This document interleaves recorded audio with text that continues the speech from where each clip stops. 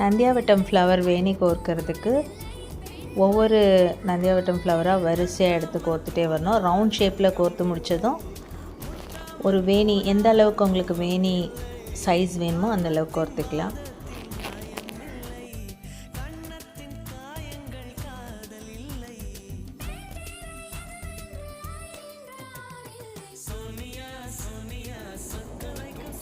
Golden வேணி, golden கலரில் வேணி வேணும் அப்படின்னா அந்த ஒயிட் வேணியில் கம்ப்ளீட்டாக கோல்டன் ஸ்ப்ரே பண்ணிக்கணும். ஸ்ப்ரே பண்ணதுக்கப்புறம் ½ அன் ஹவரில் அது ட்ரை ஆகிடும். அண்ட் தென் ஒரு 2 hours வெளியிலே வச்சுட்டு அதுக்கப்புறம் ஃப்ரிட்ஜில் வைக்கணும். ஃப்ரிட்ஜில் ஒரு கவரில் போட்டு வைக்கணும். நெக்ஸ்ட் டே ப்ரைடல் ஜடை பண்ணுறதுக்கு யூஸ் பண்ணிக்கலாம்.